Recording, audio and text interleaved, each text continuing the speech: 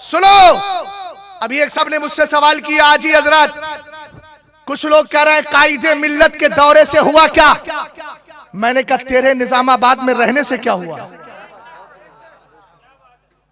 تیرے پیدا ہونے سے کیا ہو گیا مجھے یہ بتا۔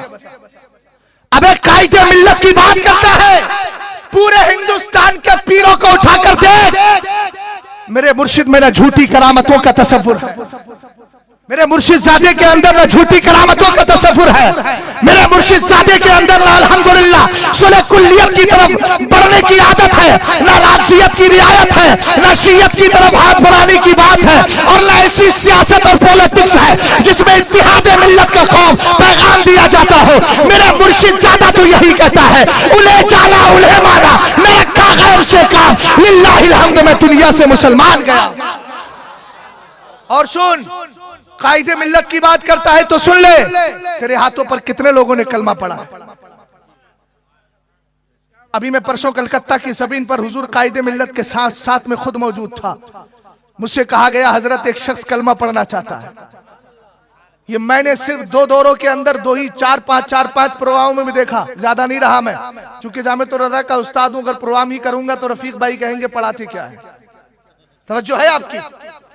سمجھ گئے آپ؟ اس وقت اس لیے آ گیا ہوں کہ آن لائن مدرسے میں امتحان چل رہا ہے، میری کوئی ضرورت ہی نہیں، تو میں نے کہا لاؤ آپ کی ضرورت پوری کر دی جائے۔ محبت سے بولیے نا سبحان اللہ۔ توجہ ہے؟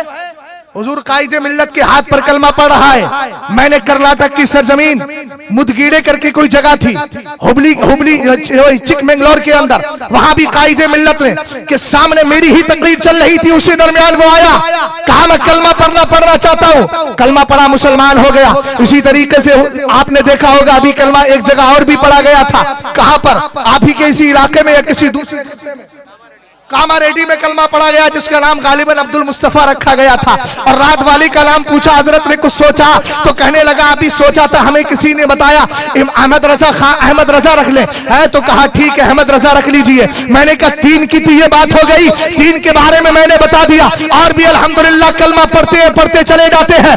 حضرت علی سے میرے آقا نے کیا فرمایا تھا؟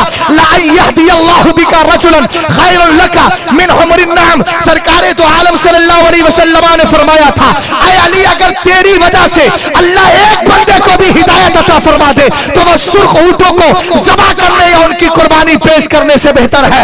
میں نے کہا حضرت قائد ملت ایک نہیں کئی ساروں کو کلمہ پڑھاتے ہیں، اب ایک دورے سے کیا مطلب ہے؟ کیا تیری نظر میں یہی دورہ ہے جو تبلیغی جماعت کر رہی ہے؟ تیری نظر میں وہی دورہ ہے جو مسلک اعلیٰ حضرت کے مبلغ نہ ہونے والے مبلغ کر رہے ہیں؟ اب سچا دورہ تو یہ ہے کہ حضرت قائد ملت نے سرکار خواجہ غریب نواز کی روش پر چل کر لوگوں کو کلمہ پڑھا کے مسلمان بنایا ہے، اور یہ بتایا ہے، یاد رکھو آج بھی الحمدللہ اسلام کے ایسے غلام موجود ہیں جہاں ضرورت پڑتی ہے مسلکی اعلیٰ حضرت کا پیغام لے کر چلے جاتے ہیں۔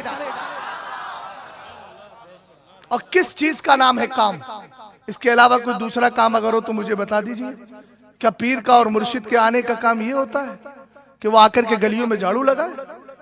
بولو، جن کے عقلوں پر جھاڑو لگ چکی ہے وہ اسی طرح سوچتے ہیں، اور وہ تو مجھے معلوم نہیں ہے کون، اچانک کسی نے واٹس ایپ پر بھیج دیا، اگر ہمت تھی تو میرے سامنے آتا، میں رکا ہوا ہوں، کل سے آیا ہوں، اور میں بتاتا کہ الحمدللہ کیا ہے۔ سمجھ نہیں رہے آپ؟ اعلیٰ حضرت امام اہل سنت کے اس بیٹے نے لوگوں کو مرید کر کے مسلکی اعلیٰ حضرت سے جوڑ کر ہمارے ایمان عقیدے کی حفاظت کر دی ہے، اس سے بڑا کام اور کیا ہے؟